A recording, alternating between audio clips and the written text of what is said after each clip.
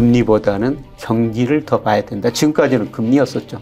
계속 물가 오른다, 금리 오른다. 그래서 주가도 집값도 맞아요. 떨어졌는데 앞으로는 경기를 더 관심 있게 봐야 된다는 겁니다.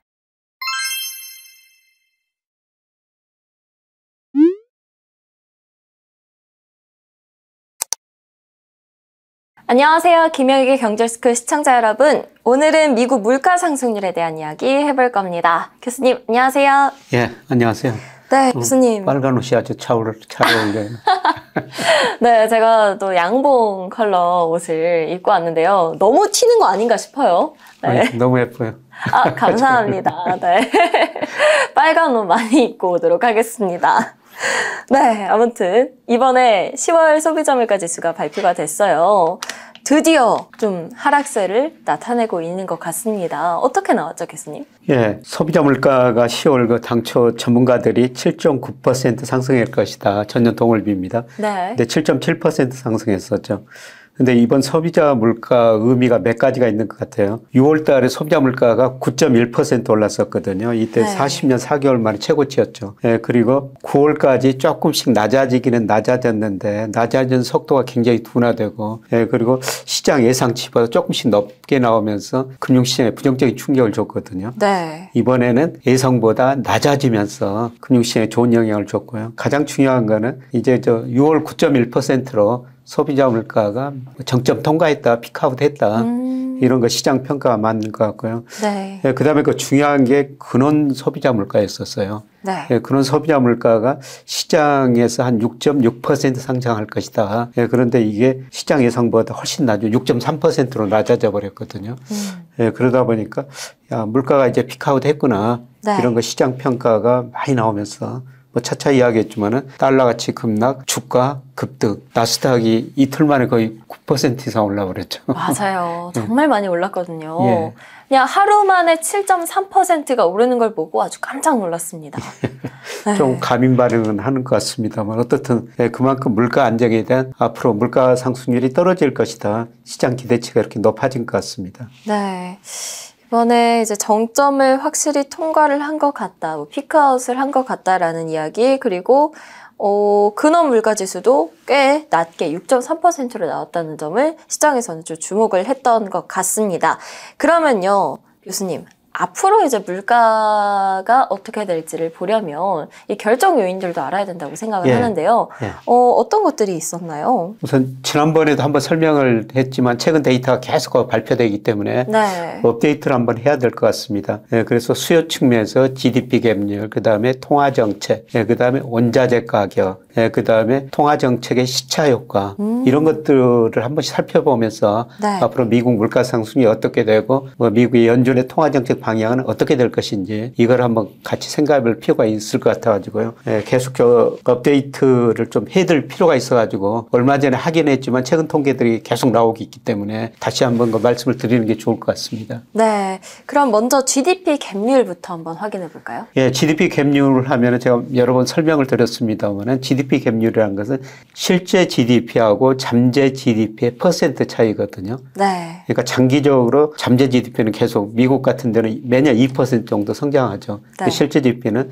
소비, 투자, 정부 지출, 수출에 따라 가지고 실제 GDP 2로 갔다, 잠재 GDP 2로 갔다, 밑으로 갔다 그래요. GDP 갭률이 플러스라는 것은 실제 GDP가 잠재 GDP 2에 있다는 겁니다.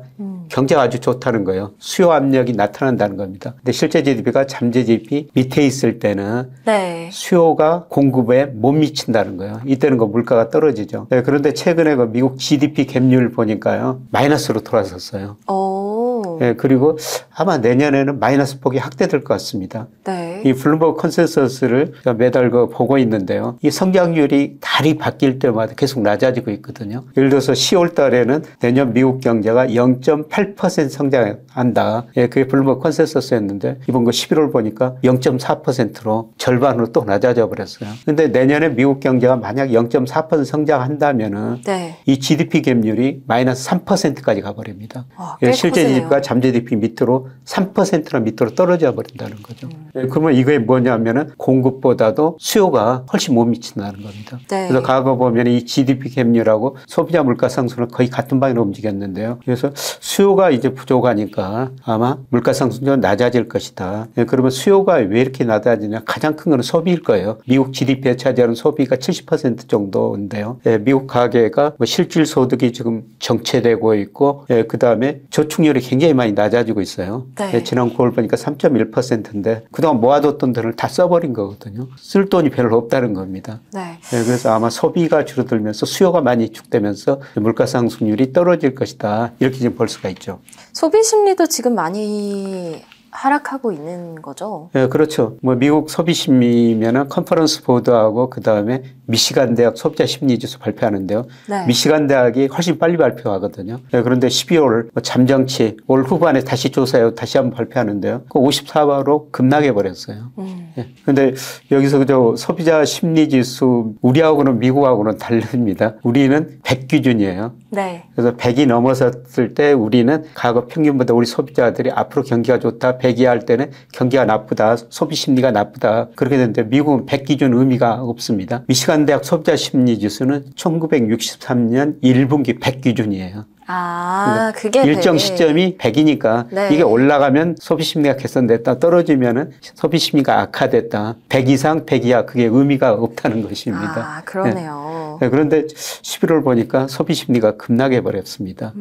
그래서 앞으로 그 소비가 입축될 거예요. 그래서 수요가 부족해가지고 사람들이 상품을 덜 살 것이다. 네. 근데 지난 거 10월 그 미국 물가 상승률 보면 물가 상승률이 낮다는 게 상품 가격이 떨어지고 있어요. 지금 우리도 신문 보면은 우리나라 뭐 삼성전자, LG전자 뭐 이런 기업의 재고가 많이 늘어나고 있다. 이런 보도들이 가끔 나오는데요. 네. 기업들이 지금 물건이 안 팔리니까 재고가 많이 쌓이는 거죠. 그래서 가격이 가격을 떨어지고. 낮출 수밖에 없죠. 네.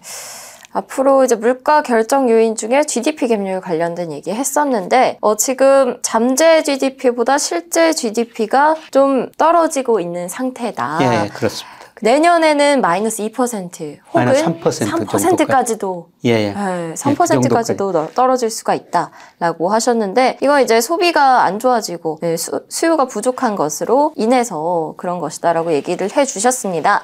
그러면요, GDP 갭률 말고 다른 요인은 또 뭐가 있을까요? 또 미 연준이 지금 통화를 가감하게 긴축하거든요. 네. 흔히도 그 샤워실의 바보라고 그러는데, 우리가 샤워실에서 목욕할 때 수도꼭지를 조금 틀면 찬물이 나오고 조금 또 다른 방향으로 틀면 아주 따뜻한 물이 나오잖아요. 적당한 게 맞추기는 힘든데요. 네. 그래서 저 미국 통화정책 보면은, 연준의 통화정책 보면 샤워실의 바보, 뭐 그만큼 돈을 많이 공급했다 많이 줄이고 있거든요. 그래서 2020년 코로나 때문에 어쩔 수 없었습니다만은 흔히들 그 적정 통화 증가율이라는 게 피셔 방정식이라고 그래가지고요. 물가 상승률 플러스 실질 GDP 성장률, 이 유통속도 변화를 여기다 좀 고려하긴 하는데요.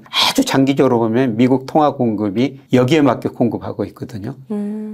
그런데 2020년 코로나 때문에는요, 이 적정 통화 공급보다 한때 한 30%포인트 정도 더 많이 공급을 해버린 겁니다. 네. 엄청난 통화 공급을 해버렸죠. 그러다 보니까 뭐 자산 가격도 오르고 금리 뭐 급등하고 주가, 집값 많이 올랐지 않습니까? 그래서 결국 버블이 발생해서 붕괴되는데요. 근데 올 3분기 보니까요, 이 적정 통화 증가율보다 6.4%포인트 덜 공급해버리거든요. 적당히는 없는 걸까요? 적당히 공급해야 되는데. 그러니까요. 경기가 나쁘니까 엄청나게 공급했다가 또 경기가 좋으니까 물가 오르니까 이렇게 가감히 긴축을 해버거든요. 네. 그러니까 전 세계 이렇게 통화 정책이 신축적이라고 그럴까요? 좋은 말로. 이런 나라 없어요. 다른 나라는 이렇게 많이 공급했다가 이렇게 많이 축소를 안 하거든요.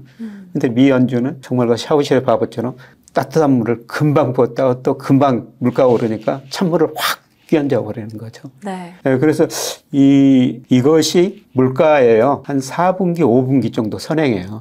그런데 이 통화 초과 공급률이 계속 떨어지면서 앞으로도 저 물가 상승세가 많이 둔화될 거예요. 아, 지금 적정 통화 수준 이하로 공급이 되고 있는 상황이다라는 점도 짚어주셨습니다. 그러면 또 하나가 있죠. 공급 측면에서도 바라볼 수가 있잖아요. 예, 유가가 배럴당 한때가 WTI 미국에서 제일 중요한 유가죠. 110달러까지 갔다가 한때 80달러까지 떨어졌다 지금 90달러 안팎에서 움직이고 있는데요. 예, 그런데 유가가 일단 110달러에서 최근 90달러 안팎으로 떨어진 거 보니까 이것도 공급 측면에서 물가 안정 요인이죠. 그래서 유가뿐만 아니라 지금 모든 원자재가가 그래도 안정되는 추세거든요. 네. 예, 특히 미국 WTI 유가가 소비자 물가 상승률을 보면요. 아주 시차한 게 한 1개월밖에 없어요. 유가가 떨어지면 그 다음 달에 물가가 떨어졌거든요. 사실 앞서 수요 측면에서 물가 하락 요인이 많다. 그러니까 통화 긴축하고 소비가 줄어들 것이다. 그래서 물가가 떨어지는데요. 공급 측면에서도 지금 유가가 상당히 안정된 모습을 보이고 있죠.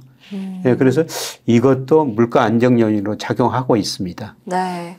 유가가 1개월밖에 선행을 안 하는데 네. 지금 많이 떨어져 있는 상태이기 때문에 네. 또 영향을 많이 준다라고도 얘기를 해주셨습니다. 그래서 물가 결정 요인으로 3가지 지금까지 짚어봤어요. GDP 갭률, 통화 공급, 유가 관련된 이야기까지 해주셨는데 주가랑 물가 이 2가지에 대해서 이제 얘기를 해봐야 되지 않을까 싶습니다. 예, 주가가 주시장이 상당히 똑똑하죠. 네. 그래서 과거 통계를 보면요. 미국 거 소비자 물가 상승률 S&P 500 증가율 이거 상관계수를 구해보면요. 주가 S&P 500이 소비자 물가 상승률에 한 8개월 정도 선행해요. 8개월이요? 예. 그래서 주가가 떨어진다는 것은 앞으로 경기가 안 좋아질 것이다. 경기가 안 좋아지면 소비도 줄어들고 투자도 줄어들고 수요가 줄어드는 거죠. 예, 그래서 물가 상승이 떨어지는데요. 뭐 S&P 500이 최근에 좀 많이 떨어졌지 않습니까? 물론 네. 최근 며칠 동안 반등했습니다만은 뭐 작년 동기에 비해서 거의 20% 정도 하락했거든요. 이렇게 주가가 떨어진다는 것은 경기가 안 좋아질 것이다. 네. 그러면 수요가 위축된다는 것입니다. 예, 그래서 물가 상승률이 떨어졌는데요. 뭐 주가가 먼저 떨어지고 물가가 떨어질 것이다. 이거를 주식시장이 미리서 예고해 주는 겁니다. 예, 그런데 이게 주가 하락률이 좀 가파르거든요. 네. 저는 이걸 보면서 소비자 물가 상승률도 지금 10월부터 이제 시장 컨센서스보다 좀 낮게 떨어졌습니다만은 이 주가 하락세 보면 앞으로 소비자 물가 상승률도 시장이 기대한 것보다도 더 빨리 떨어질 수 있다. 이렇게 지금 볼 수가 있어요. 그럼 좋은 거 아닌가요? 물가 상승률이 떨어진다는 것은 긍정적인 측면인데요. 네. 다른 측면에서는 그만큼 경기가 안 좋다는 겁니다. 이게 또 수요가 위축된다는 거예요. 그러니까요. 좋은가 싶으면 이렇게 이면을 바라보면 또 그렇게 좋은 얘기가 아니네요. 그러니까 지금 우리나라 부동산 가격도 떨어지고 이제 주가도 먼저 떨어졌습니다만은 네. 앞으로 물가 상승률이 낮아지면은 시장 금리 떨어질 거예요. 그래서 금리가 떨어지면은 주가도 오를 거고 부동산 가격도 오를 거 아니냐. 아마 이런 전망도 많이 나올 거예요. 근데 모든 자산 가격을 결정하는 게 금리하고 경기 혹은 기업 이익 증가율이거든요. 네. 앞으로 물가 상승률이 낮아지기는 낮아질 텐데 경제 성장률이나 기업 이익 증가율이 그보다 더 낮아져 버리면 주가도 못 오르고 집값도 못 오른다는 겁니다. 그러네요. 네. 너무 급하게 떨어지면 또 그렇게 좋은 소식이 아니다. 예, 현재까지는 경기가 뭐 그렇게 급하게 나빠지는 건 아니거든요. 네. 예, 그래서 물가 상승률이 떨어진다니까 금리 떨어진다 보니까 주가가 급등해 버렸죠. 네. 예, 그런데 앞으로 저는 주식시장을 볼 때 물가 금리보다는 경기다. 예, 물가 상승률은 피크아웃 됐다 정도의 차이지만 계속 떨어지고 이 네. 주가 하락률을 보니까 물가 상승률이 조금 더 빨리 진행될 것이다. 하락률이요. 예, 그러나 대신 그만큼 경기가 나빠질 것이다. 그래서 저는 앞으로 우리 주식시장, 뭐 부동산 시장 이런 거 전망할 때 금리보다는 경기를 봐야 된다. 아하. 예. 그래서 아마 미국 경제도 뭐 1, 2분기 마이너스 성장했다, 3분기 플러스 성장했다, 4분기는 약간 뭐 플러스 성장할 것 같은데요. 내년 1, 2분기 마이너스 성장할 것 같고요. 우리 경제는 전분기 기준으로 보면은 아마 4분기부터 마이너스 성장할 것 같아요. 왜냐하면 GDP를 늦네요. 구성하는 수출이 아마 10월부터 지금 감소세로 돌아왔는데 세경제가 나쁘니까 감소폭이 확대될 가능성이 있고요. 그다음에 소비가 좀 증가해 줘야 되는데 이 물가가 오르다 보니까 우리 실질 구매력이 떨어져 버린 거죠. 네. 그리고 금리가 오르다 보니까 우리 가계가 지금 한 달에 100만 원 번다면은 40만 원을 원리금 상환한 데 써야 되니까. 근데 금리가 더 올라가 버리니까 그 원리금 상환 비중이 더 올라가 버리죠. 쓸 돈이 없어요. 그리고 GDP를 구성한 또 다른 요소인 우리 기업들이 지금 미래가 불확실하니까 투자 별로 안 하고 있거든요. 네. 그래서 아마 우리 경제도 4분기부터는 전분기 대비 마이너스 성장할 가능성이 높아요. 내년 상반기 가면서 우리 경제뿐만 아니라 전 세계 경제가 아마 마이너스 성장할 가능성이 높아요. 그렇죠. 아까 그 블룸버그 컨센서스 보니까 10월 달에는 내년 성장률이 0.8이었는데 11월 0.4%로 내렸다고 그러는데요. 네. 아마 12월, 뭐 내년 1월 가면은 마이너스도 나올 수 있다고 보고 있어요. 예, 그만큼 지금 경제 성장이 낮아지고 있다는 거죠. 네. 예, 그래서 우리가 앞으로 뭐 주가나 집값 이런 자산 가격을 전망할 때 금리보다는 경기를 더 봐야 된다. 지금까지는 금리였었죠. 계속 물가 오른다, 금리 오른다. 그래서 주가도 집값도 맞아요. 떨어졌는데 앞으로는 경기를 더 관심 있게 봐야 된다는 겁니다. 아, 네. 앞으로 경기를 더 관심 있게 봐야 된다라는 얘기 강조를 해주셨습니다. 네. 이번 영상에서도 퀴즈 시간 드디어 돌아왔습니다. 월간 다락방 초대권 3분께 드릴 예정인데요. 오늘의 퀴즈는 뭘까요? 예, 각국 중앙은행이 목표로 하는 물가 지수가 뭔가, 예, 각국에서 물가가 얼마나 올랐는가를 보기 위해서요. 생산자 물가 지수, GDP 디플레이터, 소비자 물가 지수를 작성해서 발표하거든요. 네. 근데 이 중에서도 각국의 중앙은행이 목표라는 물가 지수는 생산자 물가 지수다, GDP 디플레이터다, 소비자 물가 지수다. 이 셋 중에서 하나 고르시면 되겠습니다. 네. 선택지가 3가지입니다. 이 3가지 중에서 하나 잘 선택하셔서 댓글로 남겨주시면 3분 추첨해서 월간 다락방 초대권 드리도록 하겠습니다.